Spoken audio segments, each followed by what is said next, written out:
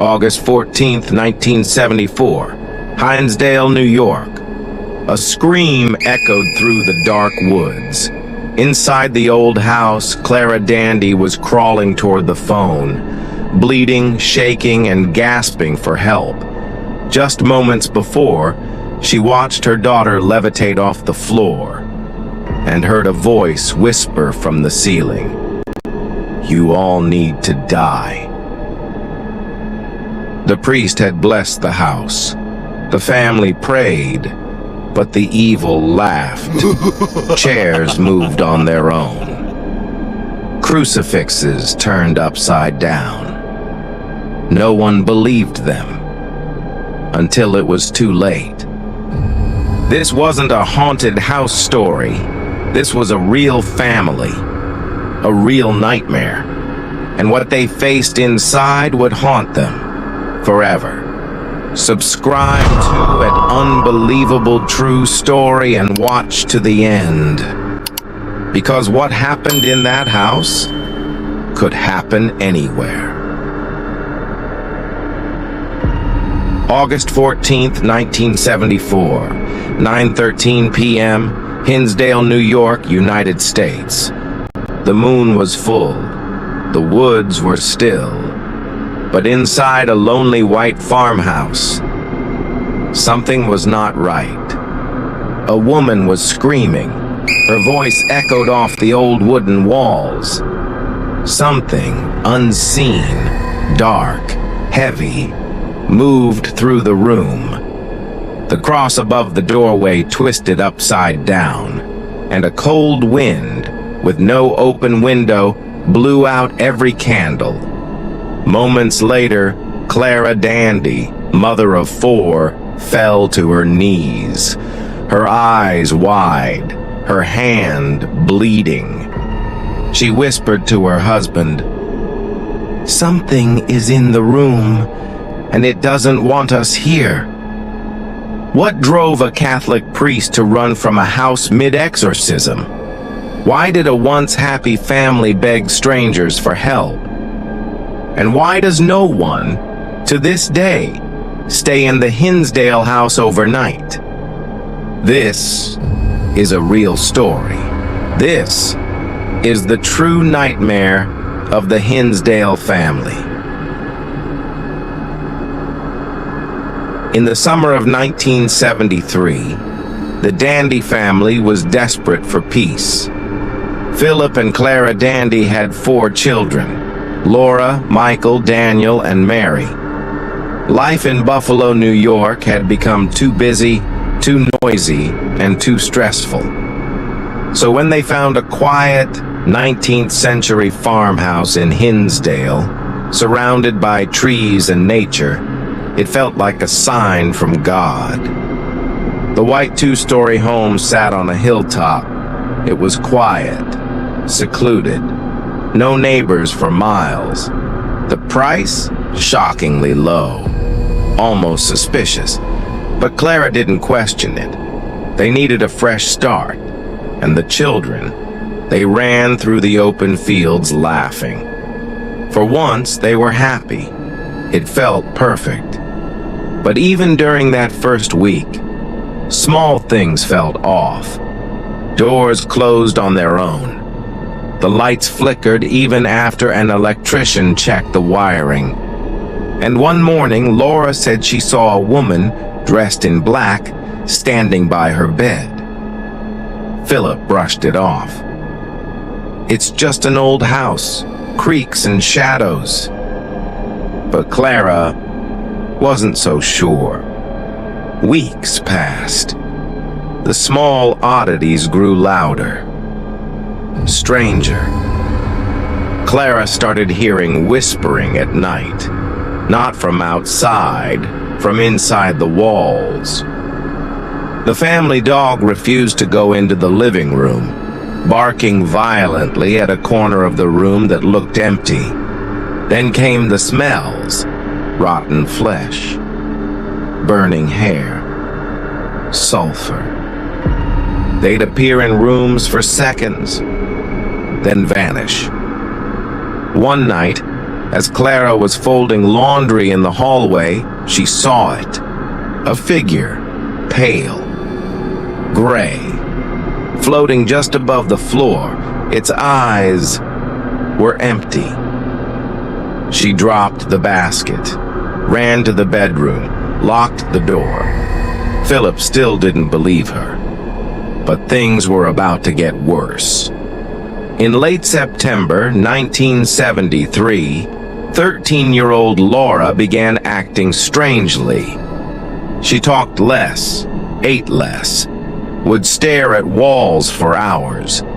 Then one night, Clara found her sleepwalking, speaking in a voice that wasn't hers. "I will burn this house down," Laura whispered. "You are not the mother." Clara screamed. Philip finally took it seriously. They brought in a local doctor. He found nothing, no illness, no signs of trauma. They turned to a priest. Father Alphonsus Trabold, a Franciscan friar from St. Bonaventure University, agreed to visit the home. He was known for studying spiritual disturbances. What he found terrified him. Objects moved in front of him. He heard a voice, guttural, male, but not human. He saw scratches appear on Laura's arm, from nowhere. He performed a blessing that night, but it was not enough. In desperation, Clara allowed a psychic medium to visit the house. The medium refused to go upstairs. In the basement, she started shaking violently, then collapsed. When she awoke, she told the family, "You're not alone. There are many here, and one wants your daughter." The medium said the house sat on cursed ground, a place of violent death and ancient rituals. Native American burial ground, unmarked graves, and according to her, one spirit had attached itself to Laura. November 1973. Father Trabold returned, this time with holy water, incense, and an official church-sanctioned rite. He began the exorcism in the living room. Candles flickered wildly. Laura screamed, then floated inches off the couch. Crosses twisted, crucifixes snapped. Then, silence. A cold, terrifying silence. Father Trabold dropped his Bible. He shouted, "It's too strong! We must leave!" He ran from the house. The family followed. Outside, Clara held her daughter in her arms, crying. Laura whispered, "He didn't make it go away. It went inside me." This is a real story. Every fact you hear is public. You can check it yourself. If real-life mysteries leave you breathless, subscribe now to an unbelievable true story. Because the next truth we uncover might hit even closer to home.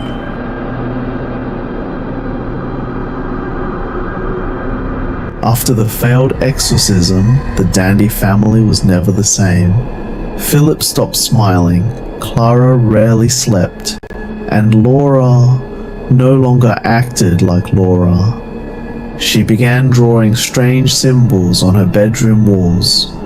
Not normal teenage art, but jagged shapes, unknown languages, dark eyes staring outward.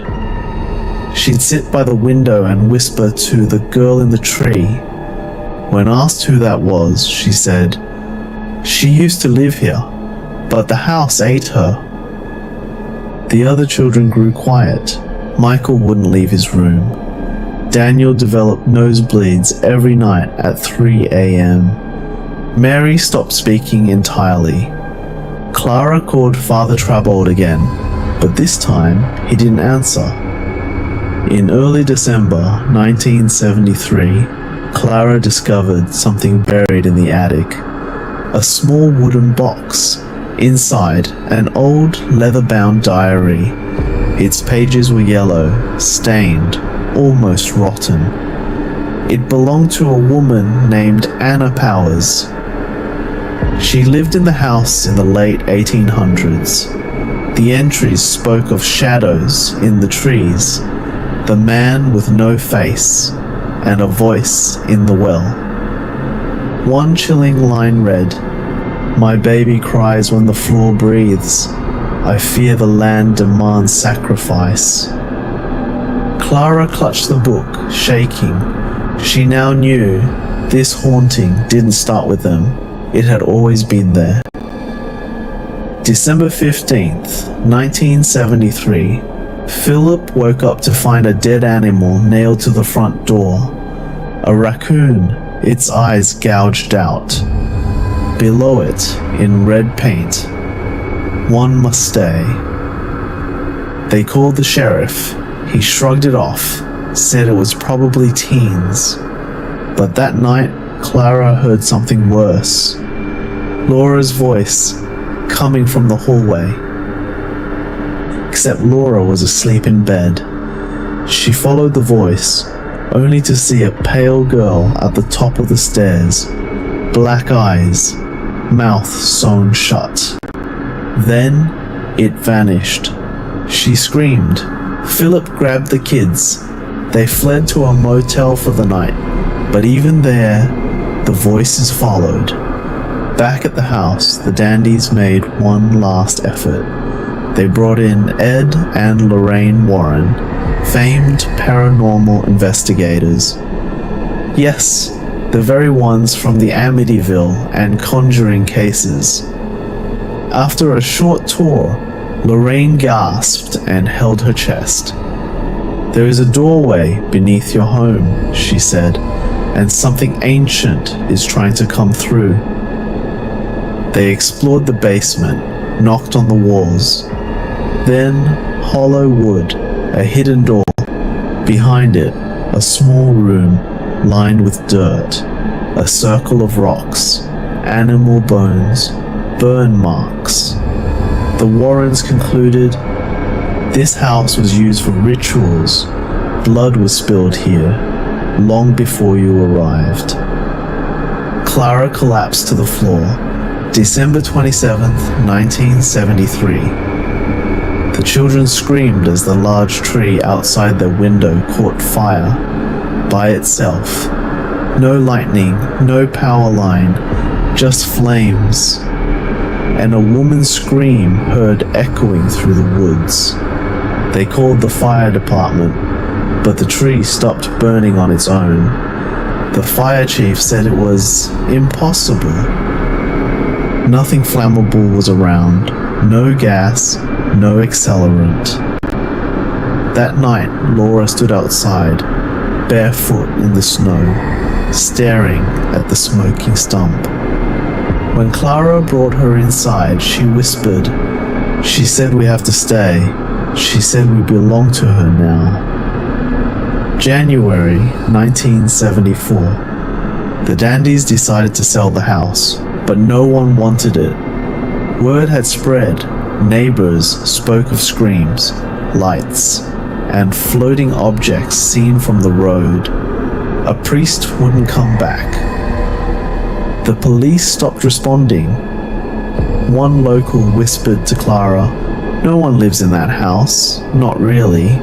The land just borrows them." They packed what they could, left furniture, left toys, left their life behind. And on the last night, as they drove away, Laura turned to the window and said, "She's waving goodbye." The Hinsdale house changed hands many times. People came and went. Some stayed a week, some a day. Reports continued, disembodied voices, apparitions of a woman hanging from a tree. Animal bones found buried in strange patterns around the house. Crucifixes thrown from walls. In 2000, a new owner tried to renovate the home. Workers quit, tools vanished. One man reported being scratched by invisible claws. Eventually, the house was abandoned until Daniel Klaes, a paranormal researcher, purchased it in 2015. He vowed to document the haunting, but even he said, "The energy here is angry. This is not fiction. Every detail is part of a real case that you can verify yourself." The Dandy family's accounts, the priest's reports, the diary, the Warrens' visit. It all happened. The Hinsdale house still stands, white paint peeling, curtains moving when there's no wind. Visitors report headaches, nausea, and unshakable fear. Tour groups visit, but no one stays overnight, because every person who has said the same thing. It wants something from you, and once it has it, it doesn't let go. Have you heard this story before? Do you believe a house can hold evil? If you're drawn to real stories that stay with you, subscribe now to @Unbelievable True Story, because every week we reveal the darkest truths hidden in plain sight. Watch the next video on your screen, or explore our playlist of haunted places and unsolved cases. The next one might be even more terrifying. In 2015, Daniel Klaes bought the Hinsdale house, not to live in it, but to study it. He had grown up hearing whispers about the place, stories of rituals, disappearances, and possessions. When the opportunity came to own it, he didn't hesitate. But the moment he stepped inside, something changed. Daniel described it as a pressure on the chest, like being watched by something older than time. The floorboards moaned. Voices whispered into recording devices when no one was talking. Equipment failed. Lights drained. Clocks stopped. This wasn't just a haunting. This was a trap. Daniel brought in a small team of investigators. 3 people, 1 night, and hundreds of anomalies. They set up cameras, EVP recorders, thermal scanners. At exactly 3:13 a.m., every camera shut off. No wind, no power loss, just black. Then, a scream echoed through the house. It wasn't human. It was too long, too twisted. The basement door slammed shut. Something scratched from the inside. One investigator collapsed, short of breath, heart racing. Later she said, "I felt it crawl into me. It's not gone." One repeated figure appeared in footage. A pale woman in white, standing in the upstairs hallway. She didn't move. She didn't speak. She only stared. And sometimes she cried. Locals believe she was the ghost of a woman named Emily Knapp. According to town archives, Emily was a school teacher in the 1800s. She fell in love with a traveling preacher. But when her parents forbade the marriage, the man vanished. Some say he was murdered by her father. Others believe she killed herself beneath the tree. That tree, the one that caught fire. Some nights visitors say they see her hanging. Even now. In 2017, Daniel allowed a psychic medium to perform a seance in the living room. They formed a circle, lit candles, and called out to the spirits. What they got was rage. The walls shook. A heavy mirror fell and shattered. A voice said, "Clear as day. Stop digging." The medium collapsed. When she awoke, she wept uncontrollably. She said the house was built on a cursed burial site. Not just native land, but land used for blood magic. "This is not a place of the dead," she said. "This is where the dead feed." One of the most terrifying incidents was recorded in 2018. Daniel was alone, reviewing audio files from the attic as he played back a clip. He heard a child's voice. "Mommy, I'm cold." He rewound, played again. "Mommy, I'm cold. Let me in." But there was no child in the house, and none on the team. Later, in that same room, a small handprint appeared on the fogged window.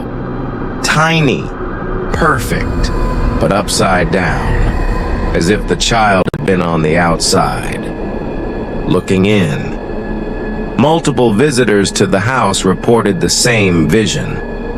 A tall figure in the woods, dressed in dark clothes, but no face, not blurred, not hidden, just gone.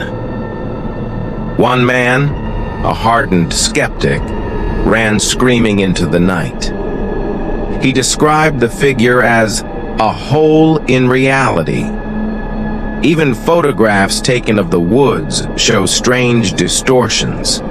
Figures that shouldn't be there. Smiles in the trees, shadows in daylight, and always, just beyond the lens, the man with no face.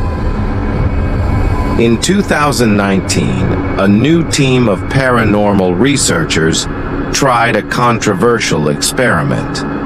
They placed a mirror in the attic, and one by one, sat in front of it for 10 minutes.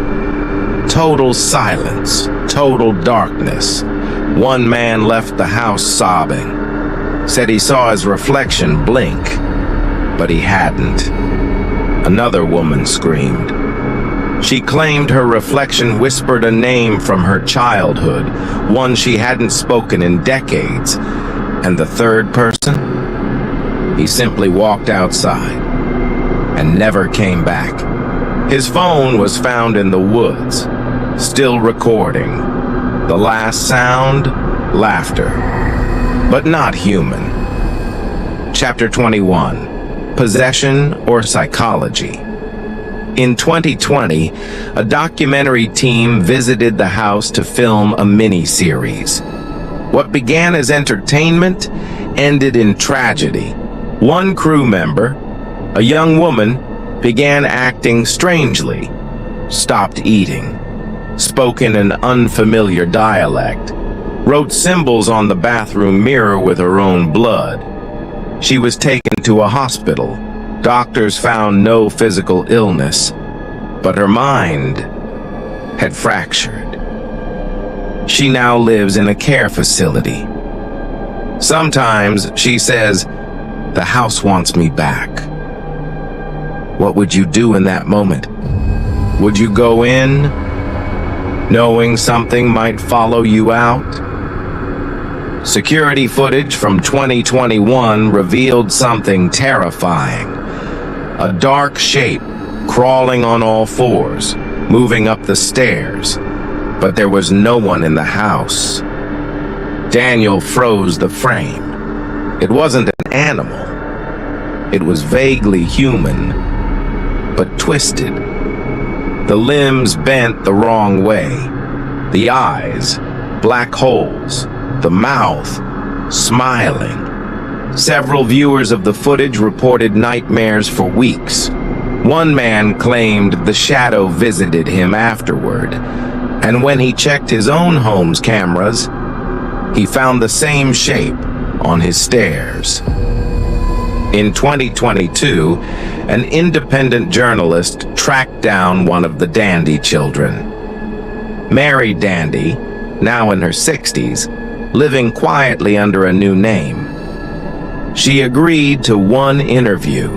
She said, "The house didn't just haunt us, it marked us. She revealed that all her siblings had experienced mental health struggles. Some attempted suicide. One had vanished in 1995, never found. Mary herself claimed she still hears voices, whispers of that night when the tree burned. She's never returned to Hinsdale. When asked if she believed the haunting was real, she simply said, "Real isn't the word, it's hungry." In late 2023, Daniel and his team sealed the hidden basement room. Salt lines, holy water, crucifixes. But that night something pounded on the walls.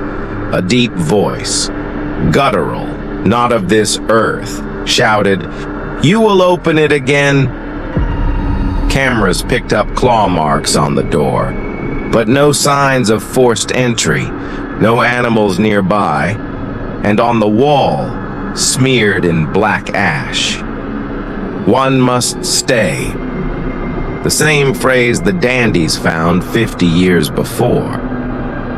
Today, the Hinsdale house is open for ghost tours. But no one stays past midnight. No one dares sleep inside. It remains quiet during the day. But at night, the air shifts. People say the walls breathe, the house remembers, and it waits. Because the Hinsdale house doesn't want visitors. It wants residents. And once you enter, part of you never leaves. Have you heard this story before? Do you believe a house can hold evil? If you're drawn to real stories that stay with you, subscribe now to @Unbelievable True Story. Because every week we reveal the darkest truths hidden in plain sight. Watch the next video on your screen, or explore our playlist of haunted places and unsolved cases. The next one might be even more terrifying